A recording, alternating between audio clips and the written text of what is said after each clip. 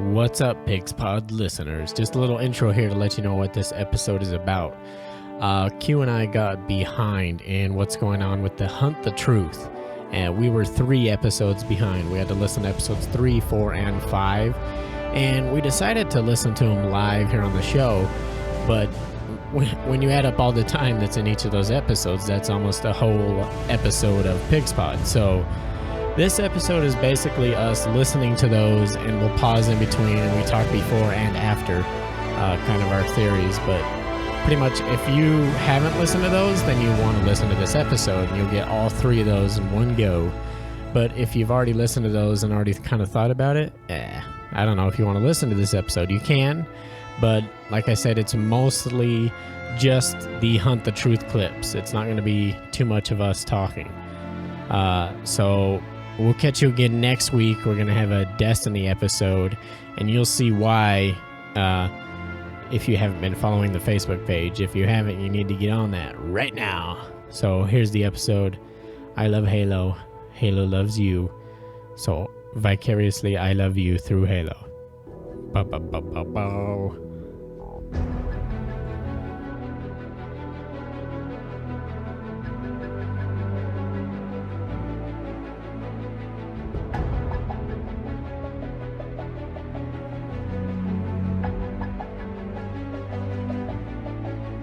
In the Halo 5, the very first reveal trailer, where he's walking around the desert, he's all badass. Right. Rising up out of the sand. What is that? Just turn your vibrator. Yeah, I turned my vibrator on. What is that thing? That's a war sphinx. No, it is not. Okay, enlighten me. I don't know what it is. All I know is we might find out something, but I know Frank O'Connor came out on Twitter and said, plain and clear, that is not a war sphinx. And they also have a clearer image, the one in the stream right now, in the background there, which looks like the same exact thing that rose up out of the sand. He said that is not a war sphinx. And apparently, I don't know, they're calling this the cover art, but I don't think, what do they mean cover art? I don't know. I was confused and I was thinking box art, but that's completely different.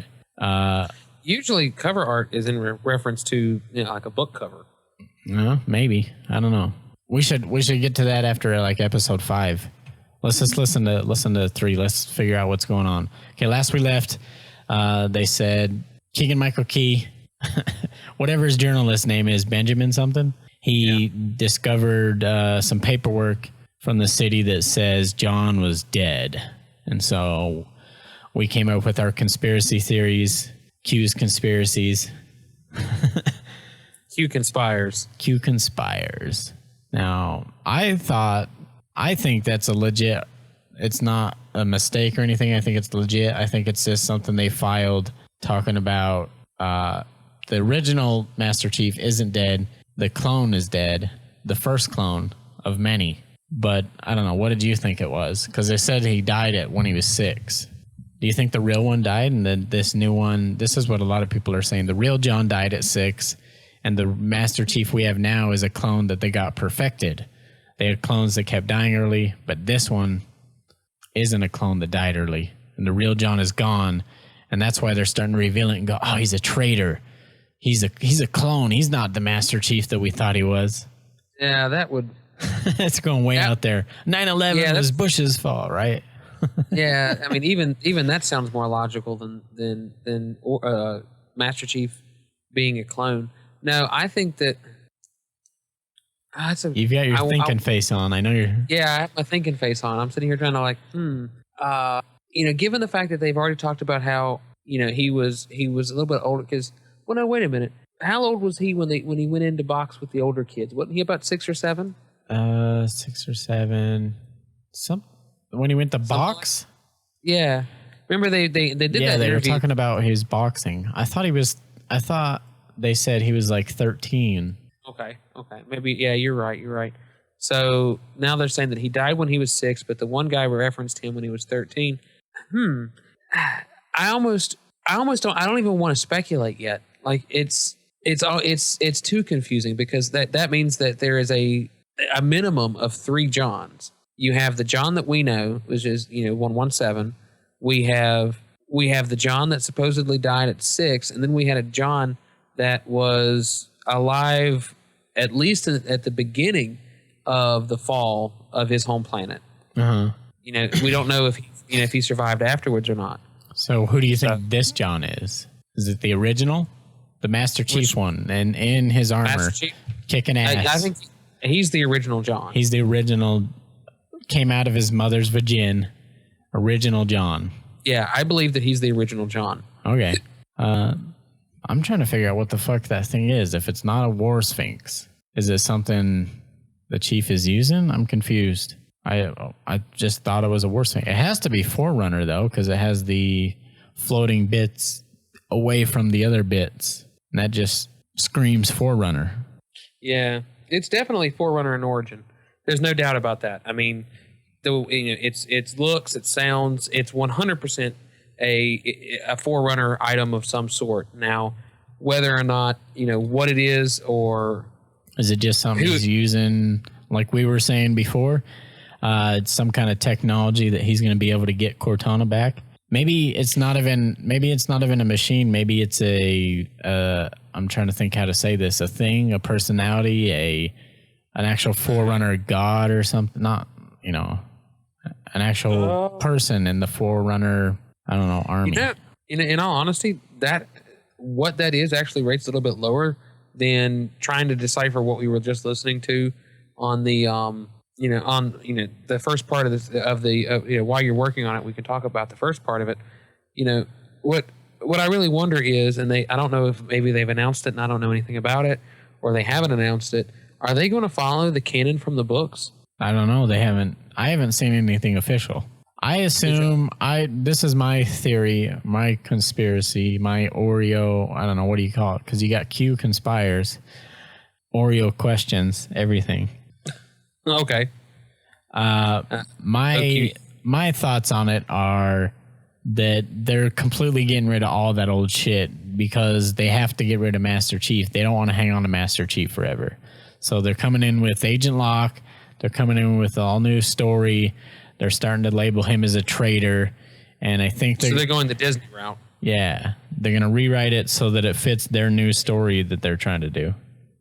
See, and that's the part that's really confusing. And that's the part that makes it really difficult to really give an accurate conspiracy theory, because, they're talking about how he was such a team player and how he would lead from the front and then fall back to take the punishment. Yeah. No, I mean, if you go back and read Fall of Reach, Master Chief could not be further from a team player. He's always been a loner. He's always worked by himself and doesn't understand what it's like to work as a team, or at least at the beginning of Fall of Reach. Yeah. When he was training, he didn't understand how that worked. So that's what really makes me wonder, like, okay, now say, for instance, they are following the canon and that ODST that's talking is doing nothing more than propaganda. Yeah. He knows the real story, but he's not going to tell the real story. He's going to tell what he's been told to tell. It could be that. Until we have an answer as, are they going to follow canon or are they not going to follow canon? What? Oh, excuse me. Oh, I didn't mean to yawn in your ear. It makes it really difficult to give a good theory until we have that information. But, assuming, I can give two.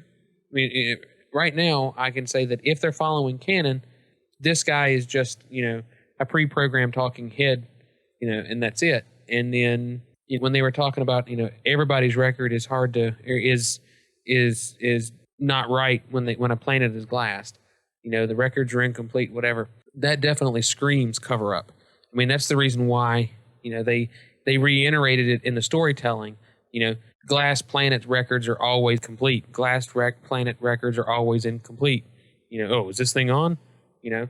He's kind of like, it was kind of like that implied, like, wink, wink, buddy, kind of thing. So there's definitely a cover up of some kind going on. Yeah. Ray, tell me you got something. Okay. Yeah, I do. Ray Kurzig is a good friend of mine and a completely emotionless robot. I mean that in the best way. As an independent analyst, he's the most efficient and resourceful researcher I know. Okay. That's why I'd sicked him on this story a few days earlier. I needed to debunk the claims of Ellie's friend Katrina. He was in the area on business, so he took the time to come down and meet with me at my home office. So Katrina told me that John died at 6 years old. Right. And his parents, who supposedly died in a rebel prison, were still alive years later. Right. No, this woman's ruining my story, Ray.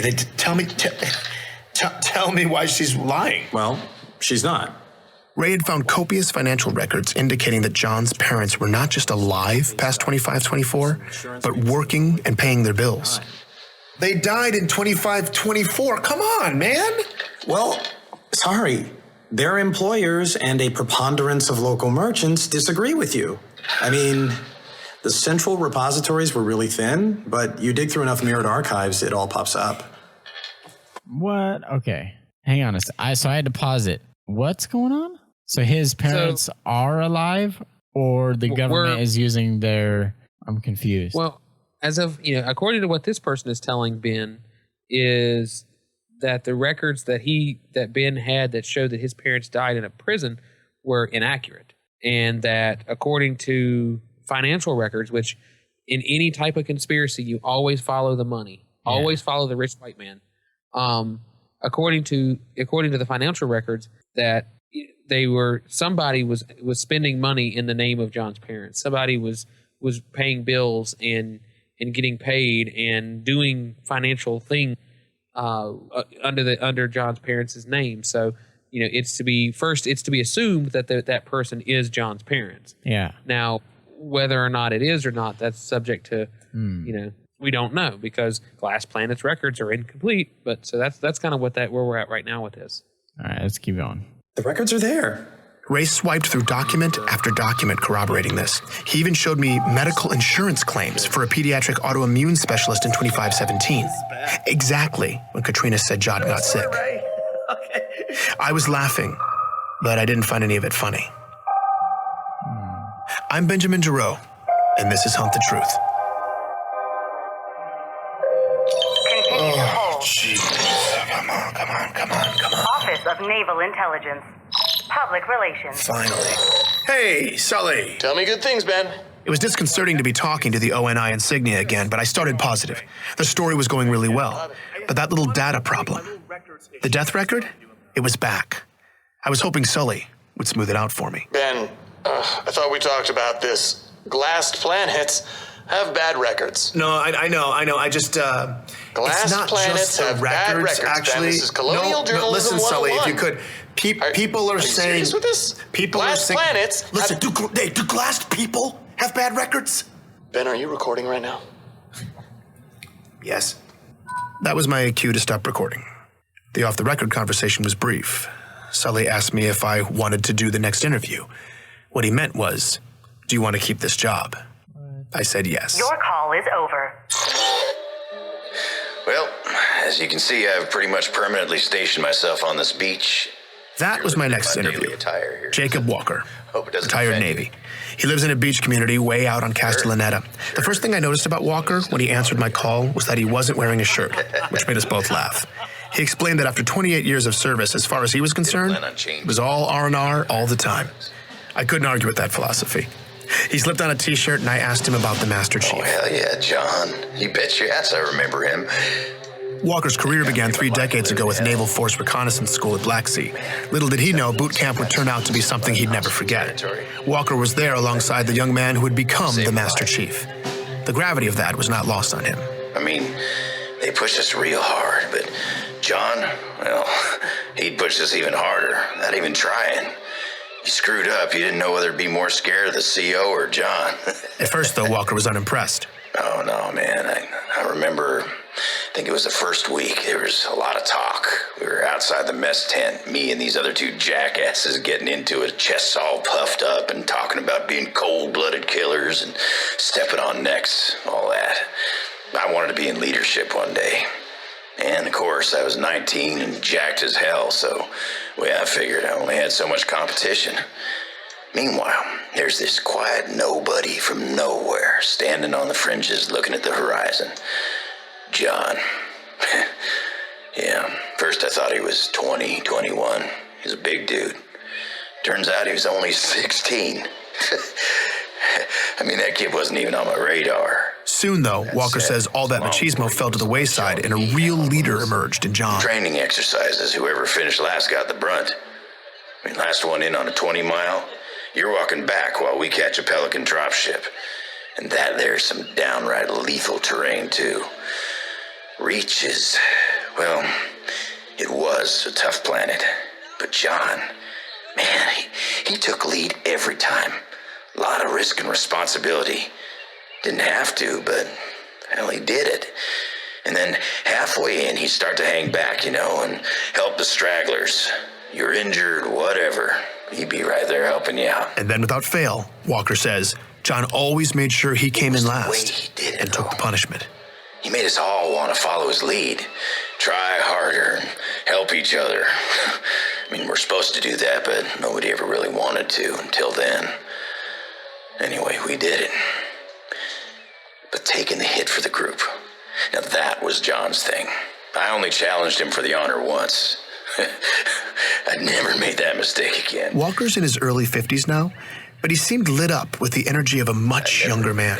It seemed the will that he and the other recruits had, in a sense, borrowed from John so many years ago, was still inspiring Walker. It was remarkable. He knew John, lived with him for months, yet to him, John still seemed to be an almost mythical character. What he was able to do, getting back on his own like that in the pitch black, no nav equipment, man,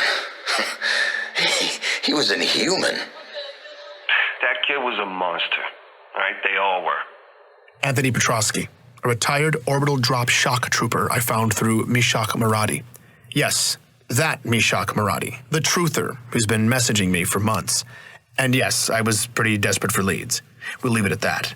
But Petrosky was definitely not on Sully's list of approved sources, so I went off-grid and contacted him through Chatternet. Here he is, talking about his only encounter with John. The kid was a freak. Can you be more specific? Yeah, I'd be happy to. Me and a bunch of guys were sparring in the gym one day, and there was this young kid there. I mean, I guess you could call him a kid. He was pretty jacked, but his face looked 12, maybe 13. 12 or 13? After enlisting, John didn't even finish boot camp until at least 17. Petrosky had to be wrong about his age, but I let it go. Anyway, I guess he was acting tough when one of the guys asked his name. He told him, but he kind of gave him attitude, right? So people start mouthing off. Next thing I know, CPO orders the kid and 4 of the guys into the ring because they were supposed to fight. Hold on, Anthony. Wait, you're telling me that the CPO ordered 4 soldiers to fight a high school kid? No, a 12 or 13-year-old, like I said. Yeah, fine. Either way, the CPO ordered 4 ODSTs to fight a kid. You got it all wrong, okay? Because those 4 ODSTs were like lambs to the slaughter. What, John outfought them? No. It was way worse. As he tells it, the ODSTs did as they were ordered. Get all ready to get squared up. They surrounded John, and one of them swung. What happened next, Petrosky says, defied explanation. Because the sound this kid's fist made, it sounded awful. Because they weren't like punches, they were like rapid fire explosions. Okay, I was across the gym, but I heard it. It was sick.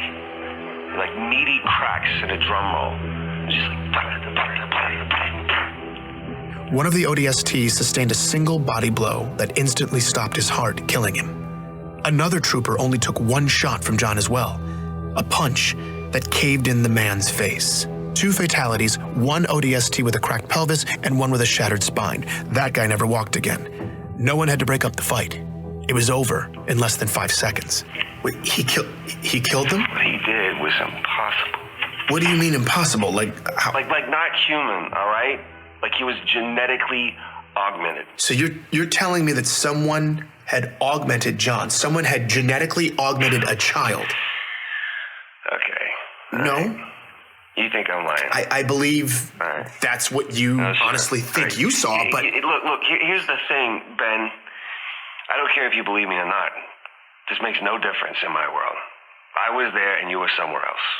So you're going to go write your little military cheerleader article, and I'm going to sit here and drink beer. So good luck. Petrosky left me with a bad taste in my mouth. Now, it's no shocker that Spartans go through a few augmentations and upgrades, but those are fully developed adults. Could a 17-year-old, probably still growing, even survive that kind of procedure? It seemed horribly risky, and what if what Petrosky was saying was true? And John was only 13. Well, that was one hell of an accusation to make, the ethical implications of which were nauseating. I was still thinking about it the next day when Ellie Bloom's name popped up on my call list. I'd let her listen to a rough version of my first episode, and she had feedback for me. I didn't want to risk anyone listening in, so I let the call go, then hit her back on ChatterNet. Well, 2 things. Okay. 2 major things. Okay, yeah. That boxing coach? Dion Govender, yeah. He's a liar. Okay. How is he lying? There wasn't any boxing at the high school. How do you know for sure? Because there wasn't any boxing on the entire planet. She'd said they'd outlawed it forever ago, after a kid got injured. Afterwards, there was a long-standing controversy over how youth boxing was illegal, but no one seemed to care about all the Gravball concussions kids were getting. Regardless, by the turn of the century, she tells me nobody really boxed in Eridanus 2 anymore. She even gut checks me, telling me to go ahead, ask anybody from the colony. They'd tell me the same thing. And there sure as hell wasn't a league for kids to do it at the high school. That's like saying there was a gun range at the toy store. It just didn't happen. And the other thing, those kidnappings by rebels in Elysium also didn't happen. Hold on. I know that's not true. You're wrong. Okay, the insurrection had a well-documented presence in Elysium. Yeah, they did, politically. They worked to influence local policy. It got tense. There was occasional violence, but nobody was abducted. We lucked out. It was peaceful. That's why Elysium was refugee central. So boxing coach, total liar. I needed to verify what she was saying, but I had the gnawing sense she was telling the truth again. What did this mean? If she was right and none of that happened, the whole story was wrong. And terrifyingly, that would mean someone had fabricated all of it. I needed explanations from my previous sources, and I needed them now. I tried to reach Dion, the boxing coach, no response. Gabriella Dvorak, the lieutenant who liberated John, in the field, unreachable. So I tried detainment survivor Thomas Wu. He answered. Hello? Hi, Thomas? Who is this? Yeah, I'm sorry to call so late. Is it late there? I just need to ask you something really quickly. Okay. I had no idea what I was going to ask. Okay, do you know for absolute certain that Elysium suffered the same fate as your town? Yeah, I told you that. I know, but Thomas, I spoke to people who were in Elysium, and they said that wasn't true. Now, look, I know you went through a lot, but I want to know the truth. Okay.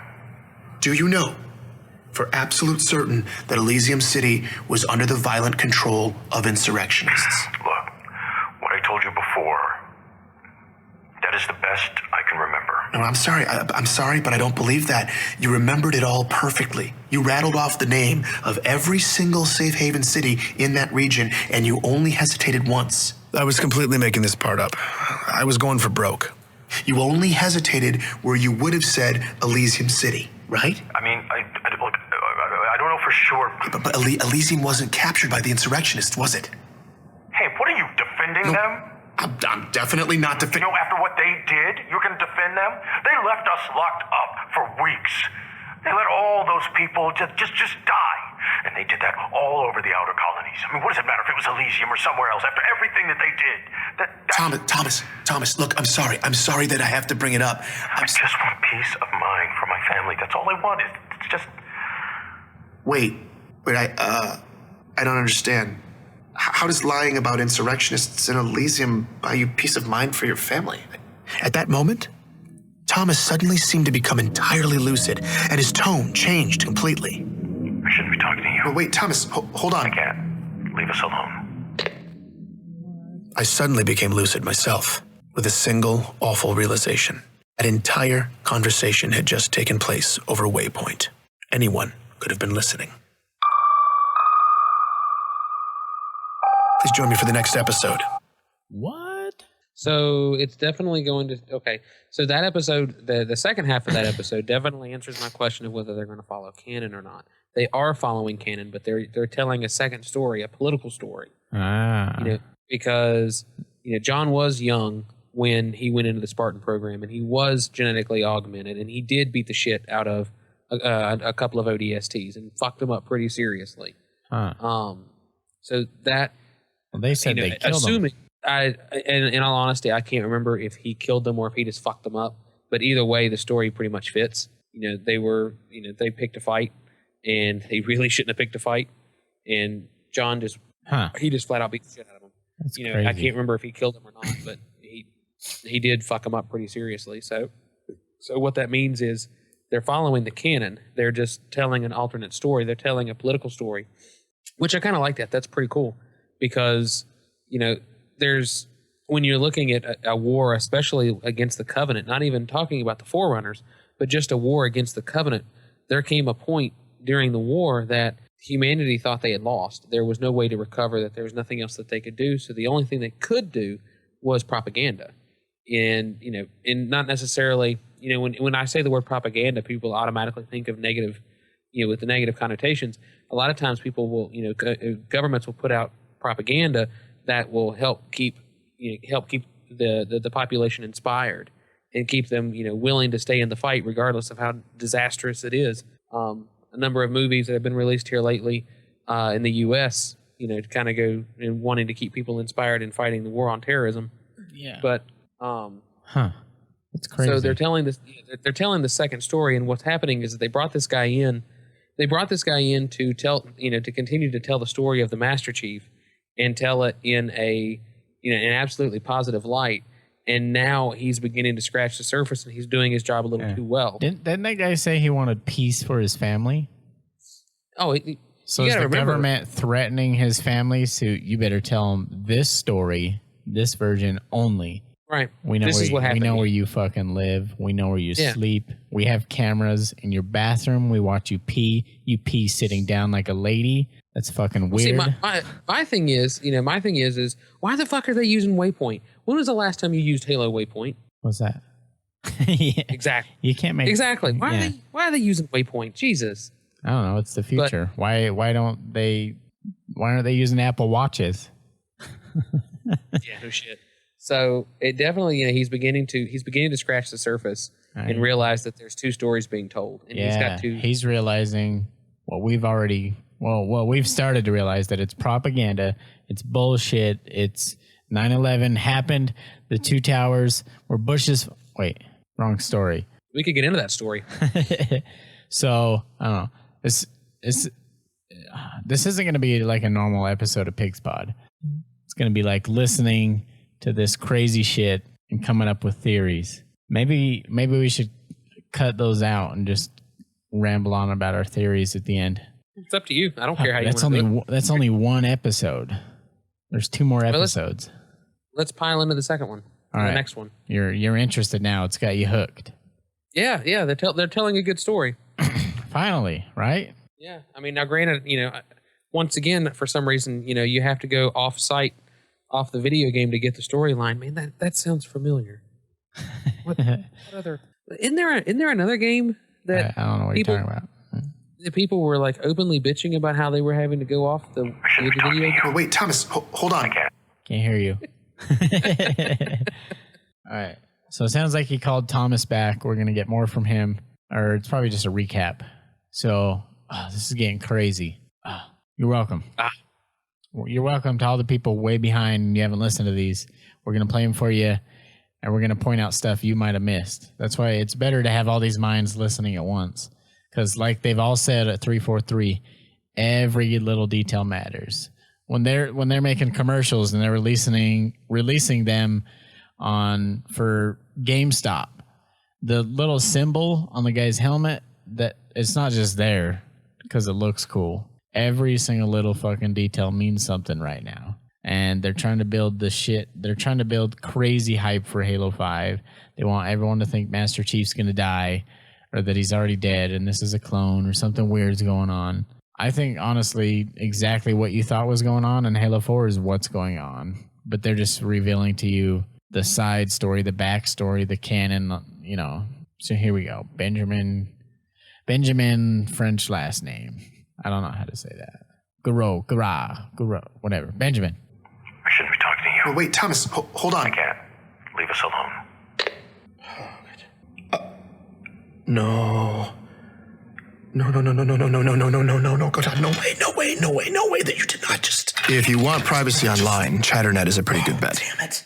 Not foolproof, but relatively difficult for the government to monitor. Waypoint, on the other hand, is wide open. Supposedly, the Office of Naval Intelligence has software on the network capable of listening to every single conversation galaxy-wide. And if you say the wrong thing, the conversation gets flagged. Oh, God, what did I just do? What I had just done was conduct an unsanctioned follow-up interview with a survivor of a war camp, accused him of lying about it, basically got him to admit that lie, and then ended by possibly implicating my employer, the most powerful military agency in history, in either bribery or coercion. I'd done all of that on Waypoint. Good job. I thought I was going to throw up. Wait a minute. Maybe it wasn't that bad. Okay. I went and listened back. Would they flag that word? What about that one? That phrase sounds bad by itself, but not in context. They factor in tone of voice, right? I was sitting there, emotionally guessing how an insanely sophisticated algorithm is weighted. Basically, I was trying to outsmart a legion of robots. Damn it, Ben. It was too late. Those words were gone. That data had been processed. And I had either been flagged or I hadn't. I had no idea what would happen next. I'm Benjamin Giroux, and this is Hunt the Truth.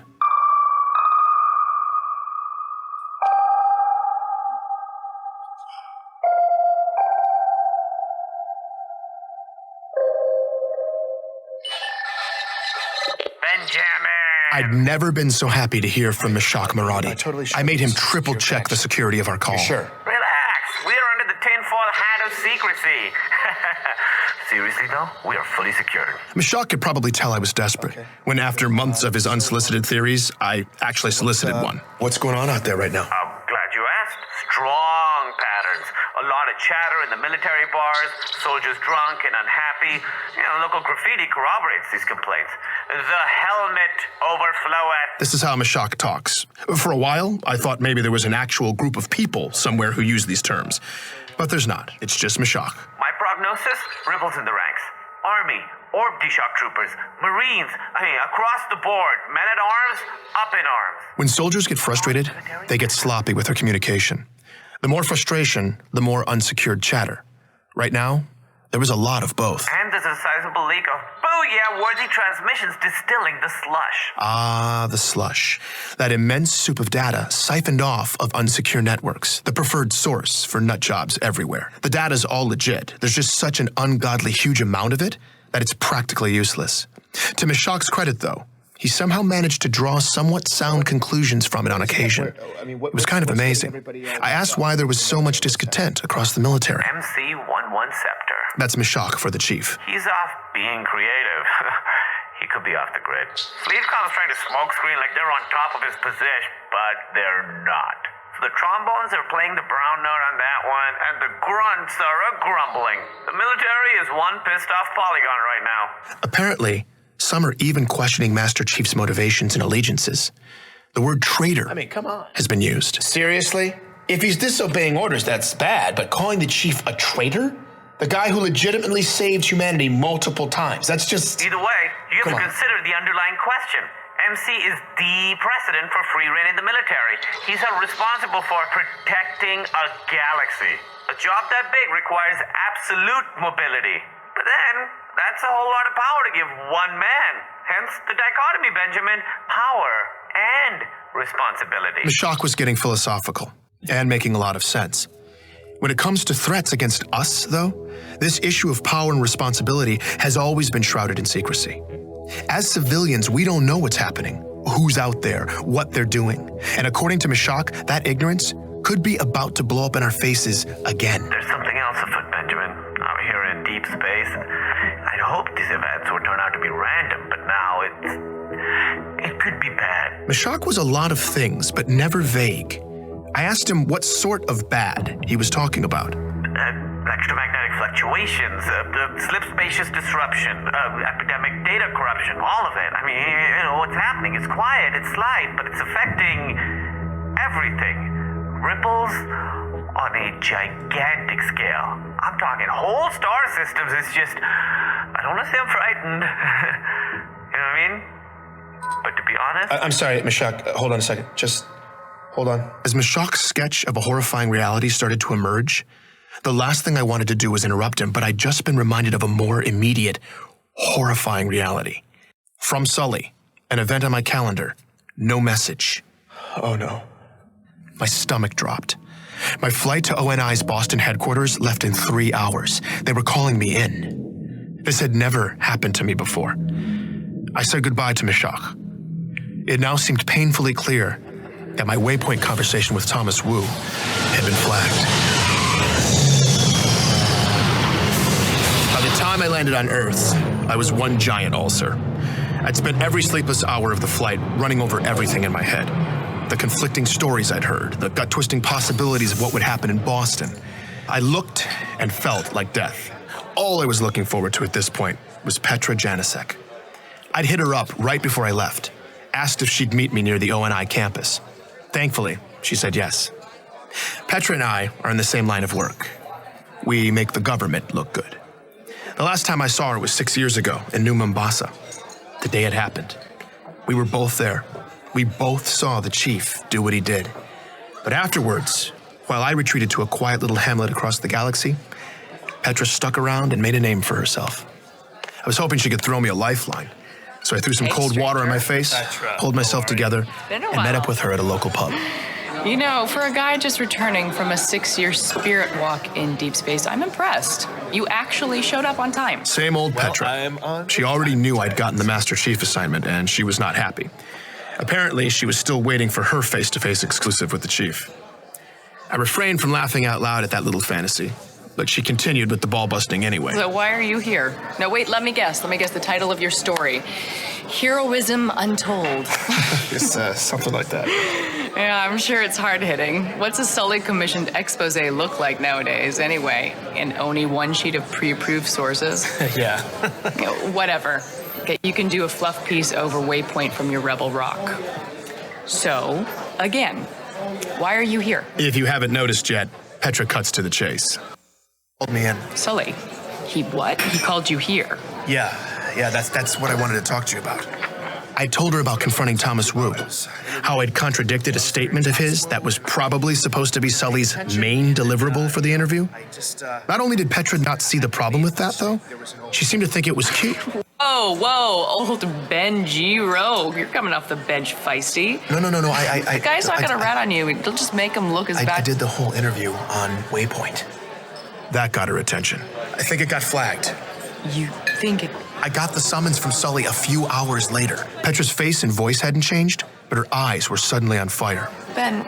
I messed up, Petra. You messed up? How? The story, it was falling apart, and these inconsistencies between the sources were... Inconsistencies? With Oni's sources? No, with mine.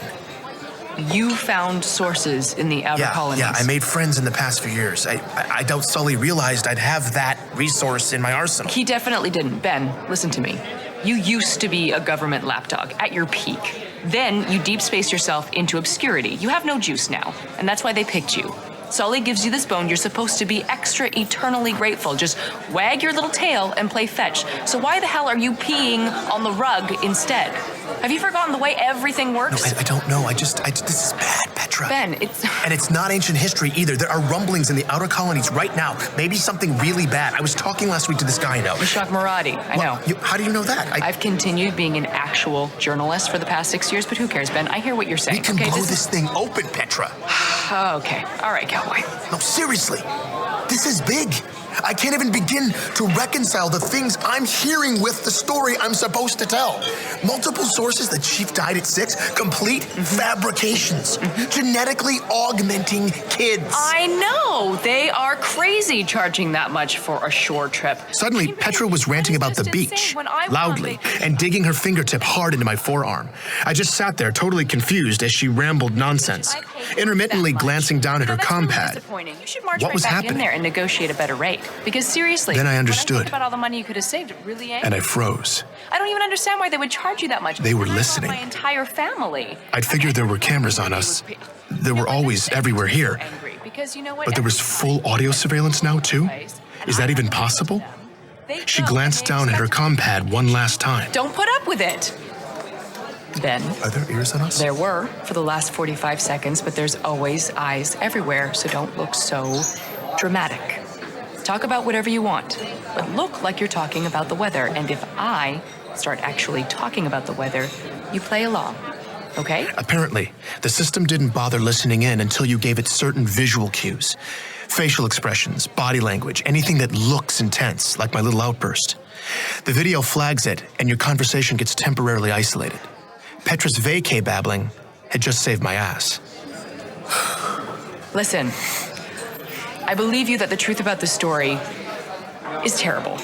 But what you're talking about doing, that's door number 2 stuff. You're door number 1 guy. But I have... Oh, come on. What are you gonna do, Ben? Get the real scoop? You're too sloppy. You can't do this. You're out of touch. You haven't Maybe not by myself, but with your help, with other people's Honestly, help. I love the idea of cutting the strings and tearing it all down, but I'm sorry. It's not gonna be today. And to be brutal, it's never gonna be you. That was brutal. It stung. I got pissed. And then I immediately knew she was right. Ben, take the money. Do your job. Oh God. I'm supposed to walk over there right now. Just tell Sully we're drunk. You were trying to get a rise out of the guy. Something. Just play stupid. Besides, you don't know you got flagged. This meeting could just be a coincidence. They called me in. This is so weird. You'll be fine. The worst thing they'll... I've never called... Hey, Ben, the worst thing they'll do is kill the story and cut you from rotation. That's probably it. I mean, I can't imagine they would... No, you'll be fine. Just be a good dog. Knock them dead. I'll get the bill. Thanks, Petra. But Ben, if I were you, I'd upload whatever you got on the story before you go in. Just send backups to someone you trust, just in case. That was the closest thing to concern I'd ever heard from Petra. I immediately took her advice and was queuing up all my files to transfer to Ray as I crossed Torrenia Avenue toward ONI. The campus was integrated right into the city. A courtyard of dark buildings, mature oak trees, grass, walkways. It just looked like a campus. The only thing different about it was the sidewalk. Twice as wide as it was across the street. And the inner half of the pavement was black stone, a thick, dark border, several feet wide that surrounded the whole complex. I walked right up to the obsidian half of the sidewalk and stopped.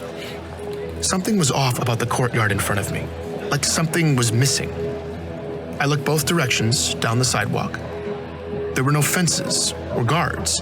Plenty of pedestrians, seemingly none of them paying any attention to the complex as they passed. Except for one tiny thing. None of them, not a single one of the dozens of white-collar workers and shoppers and parents and kids walking up and down that sidewalk laid a foot anywhere near the black half of the pavement. On a 20-foot wide walkway, they were all moving single file right up against the curb. I turned and looked back at the campus, listening. No birds. That's what was missing. There were no birds in the trees. In fact, there was no sound in the air at all. Nothing moved. I stood at the edge of the obsidian. I had no choice. I swiped the transfer folder over to Ray's hard drive, took a deep breath, and crossed the black line. Please join me for the next episode of Hunt the Truth. It's because they're all stinky. They all stink. The birds leave, the animals. You can't even stand walking within 20 feet of the building, right? Something like that. I was thinking it was a force shield. Force shield, whatever. Force shield, bubble shield. I don't know. This is interesting. That episode pretty much didn't answer anything. No, it was a filler. Yeah, as a filler, like just to get you like, oh, he's gonna get killed. He's gonna kill him. that's to build. That episode was nothing but to build up suspense. Yeah, sorry about that. It's almost worth like, okay, so he had a secret meeting with a friend. He learned that they're always watching, and that his friend says you need to shut the fuck up and do as you're told, because you know what, you're not really that good of a journalist. Take the money and shut the fuck up. Yeah, that was the episode. What an insult! What a bitch! Right? Fuck Petra. She's rude. Yeah, rude. All right. So we got one more, right? Holy shit! It's 20 minutes. You want to save it? The only thing that sucks is that episode revealed nothing. It had nothing to it. Might as well not exist. I feel like I'm watching anime. I'm watching one good episode of killer ass fight and then 8 episodes of nothing. They're walking and talking about the fight that happened or that's going to happen. We can save it. Ah, man, this episode's going to suck. Nah. People love our shit. Hi, Travis. Nah. Let's listen to it. Let's get it out of the way. If we have to, we'll edit this down and people can go listen to these themselves. I'd rather leave it in so they can just listen to it all at once. Okay. Hear what we think. I don't know. Whatever. This is our filler episode. This is our filler episode. This is our filler episode while you wait for more other stuff. Destiny. You wait. The big fight coming up. Q and I are going to battle. All right. We'll listen to the last one. Hi. I'm here to see Michael Sullivan. Do you have an appointment? Yes. I'm Ben Giroux. I have a 1 o'clock. Checking in with a receptionist at the Office of Naval Intelligence is a bizarre formality. Announcing myself, her asking me who I was there to see, it was all just an antiquated conversation, part of their efforts to put a more human face on the operation. In reality, surveillance knew where I'd been every minute since I'd stepped onto transit back at home. Throughout the morning, as I'd made my way from the Boston terminal, this receptionist had likely been prompted with dynamic updates of my exact arrival time, deviations from my optimal course, bathroom breaks, my average walking speed, however they did it. They'd been expecting me. I'll let him know you're here, Ben. Okay, thank you. The whole ONI facility was sleek and stark. Everywhere you look, it's sharp lines, the highest quality materials. Most striking, though, was the overwhelming amount of space and silence. This waiting area was particularly sparse. 2 minimalist carbon fiber chairs set 20 feet from each other. I also noticed the seats seemed oddly low to the ground. I picked one and sat down. This chair was really low to the ground. It was awkward. I was probably looking at 60 to 90 minutes of customary wait time here, and squatting like this was not going to help my anxiety level. But I was just pulling up some busy work when the door behind reception suddenly slid open. Ben, Mr. Sullivan will see you now. Now? Yes. I awkwardly struggled up from the chair and across the room. My heart was racing. Thank you. She didn't respond.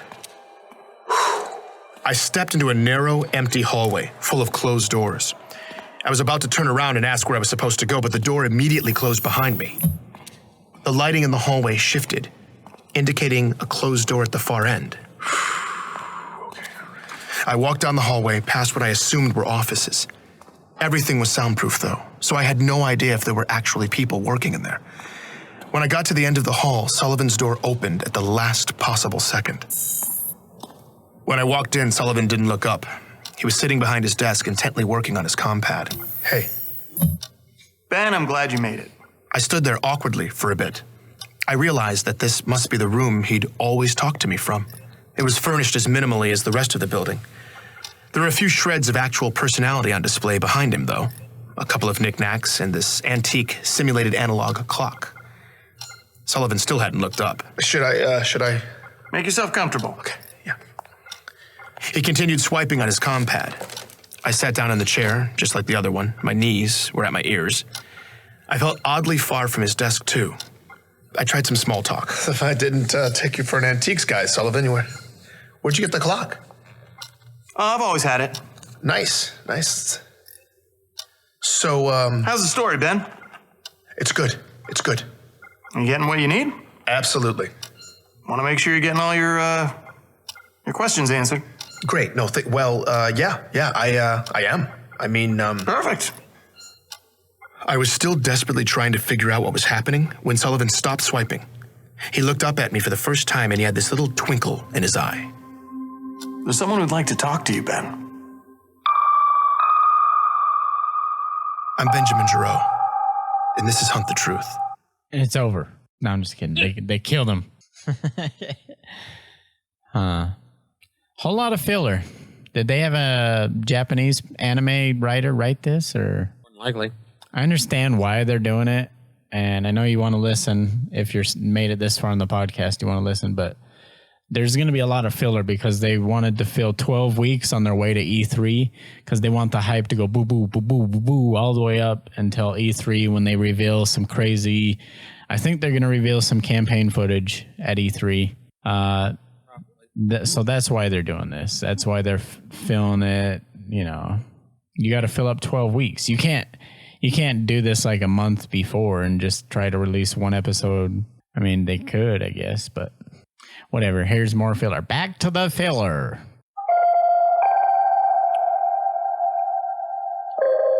Sullivan was walking fast, and I was trying to keep up. The buildings were all connected underground, and the whole complex was far bigger than it had seemed outside. As he led me deeper into the maze, the feel gradually became less corporate and more military. And the more military it got, the more nervous I was getting. Didn't realize they let civilians in this far. It's a special day, Ben. Sullivan's department had seemed almost vacant, but now there were more and more people moving through the halls, mostly in uniform. They didn't speak or look up. They just stared down at their compads like Sullivan, swiping as they walked. The ice-cold efficiency of everything was striking. We're here. Sullivan led me into a large, dark conference room, and the door closed behind us. In the center of it, there was a massive, well-lit conference table with several chairs around it. Beyond the lights, the edges of the space and high ceilings faded into shadow. Have a seat. I did as I was told and sat in one of the chairs. It automatically sank beneath me. I squinted into the darkness. I made out that one of the walls was entirely black glass, probably for observation. Need any water? No, I'm all good. I'm all good, thank you. Who am I, Oh, do you need to do a mic check or anything? Mic check? Mic check? Are we... I want to make sure you get all of this. Get all of... What? Listen, I just... Relax, Ben. This is gonna be big. Sully, I just wanted to say that Ben, he's about to walk in. Focus. Sully, I just wanted to say that I had every intention... May I present to you Senior Chief Petty Officer Franklin Mendez. Hi, Ben. How are you? I stood up. The man who walked in was extraordinarily decorated. Gold stars, silver stars, bronze stars, purple hearts, the Legion of Honor. He looked gritty and hardened, probably by decades of battle. Good afternoon, sir. We gonna talk about the chief? Mendez is the man who trained the chief, Ben. I told you I'd take care of you. You're gonna have everything you need for this story. It was an interview. Hang on, who's Franklin Mendez? Mendez was actually the guy that did train Chief in Reach. I got that. He was, yeah. What do you mean he trained Chief? Like he was essentially the drill sergeant. I mean, he wasn't a drill sergeant rank, but he was a part of the training of the Spartans during the Spartan program. Oh, so yeah. He showed Katniss how to pick up the bow and aim. Yeah, essentially. All right, let's listen. I was thinking, I'm an idiot. I was all, it's gonna be Master Chief. No, they don't know where Master Chief is. Like I said, I was thinking it was gonna be Halsey. And what does Halsey have on it? She doesn't know.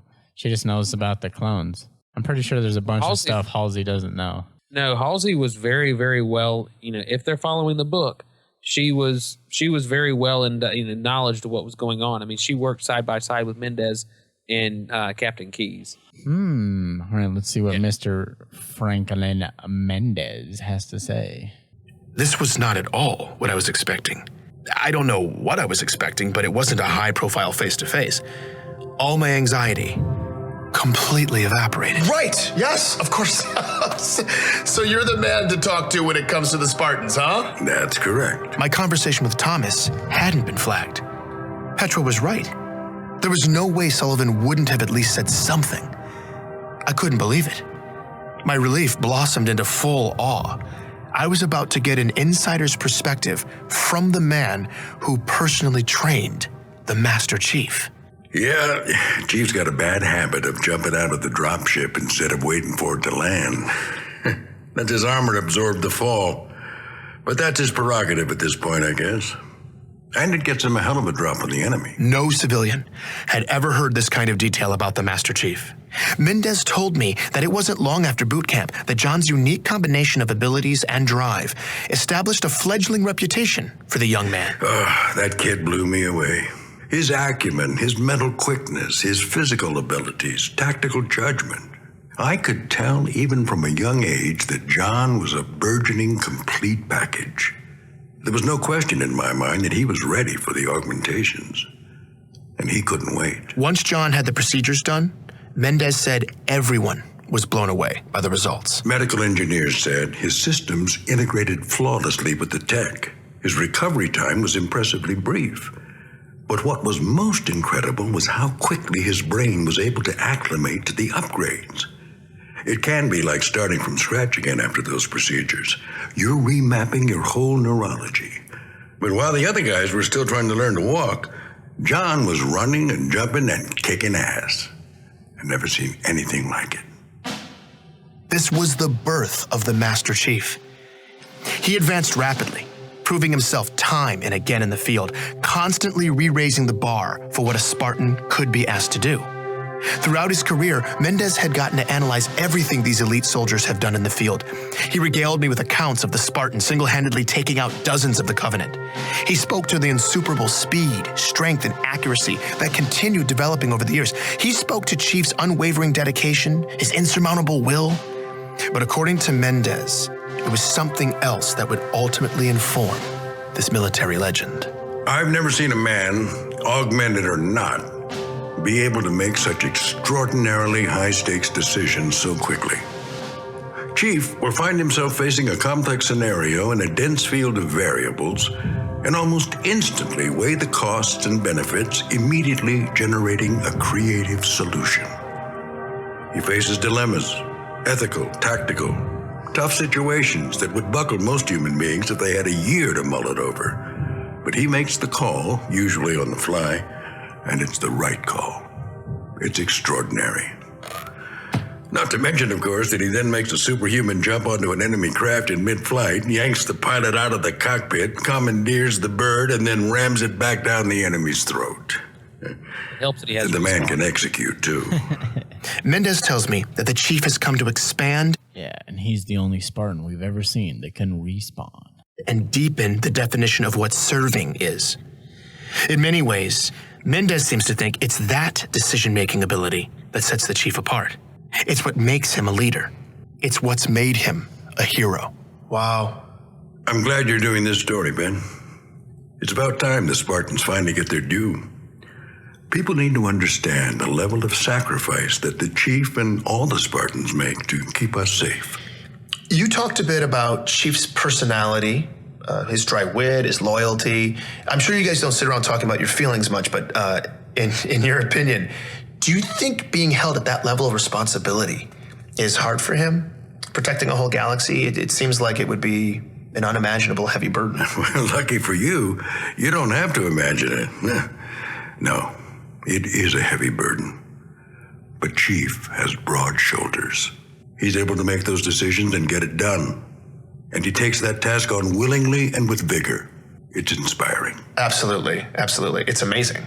But do you think one man should have that much power? You see now, it's your phrasing there that could get you into trouble.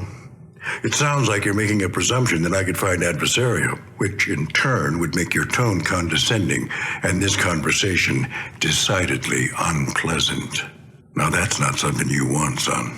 No, Would you like to rephrase the question? Of course, I'm sorry. At that moment, the lights suddenly changed in the room, and Sullivan started swiping through his compad.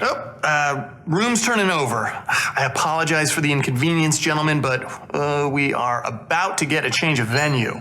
I'm sorry, I'm sorry, what I should have said was, if we're leaving these kinds of decisions... Sorry, Ben, hold on a sec. It looks like we've got access to Jasper 9 now, so we can just head down there if that's all right. Fine with me. Okay. Yeah, it's a short walk. Gentlemen, hold that thought. Looks like I've got somewhere else I need to be. No problem. I can wait. Shouldn't be long. Sullivan can reschedule us for around 1600. Perfect. I appreciate it. You should appreciate what my Spartans did instead. The only reason you're breathing the air you need to even ask these questions is because they sacrificed more than you'll ever know. Mendez split off down the hallway as a line of large men in suits silently filed past and disappeared into the conference room behind us. Sullivan was on the move again, buried in his compad. I followed after him. Sullivan! Yep. Yeah, where should I report? It's at 1600? That's not up yet? Let's see. Oh no. Wait a minute. What? Looks like we're getting a request for raw now. Yeah. For me? Yeah, you're shipping raw files off for edit by 0900 Thursday. No, hold on. I can't ship off the raw files. It's all back at home. You just received boarding docs for the 5:30. That leaves you 24 hours to upload when you get back. Wait, I've only done mock-ups for the first few episodes. That's editorial, Ben. Let them worry about it. But what about Mendez then? That was awesome. But I didn't finish. You got amazing stuff from him, man. Killer interview. Love it. If the other stuff is even half that good, the story's going full distribution, wide stream. Okay, I know. I'm still in the middle of it though, so I can just wait for him. Sullivan, I can wait here and finish the interview with Mendez. I've got time. Sullivan stopped walking when I said that. He turned around and walked right up to me. For the first time all day, possibly for the first time ever, I felt like he was giving me his complete, undivided attention. Ben, you don't have time. You have a deadline and a boarding pass for the 5:30. Okay? In that moment, it dawned on me that perhaps my Waypoint conversation with Thomas Wu had been flagged. Sullivan turned back into Sullivan and kept moving. Seriously though, man, amazing stuff. And remember, once this story hits, they're all gonna be eating out of your hand. Travel safe. You earned this, buddy. For those of you who don't speak ONI, that was me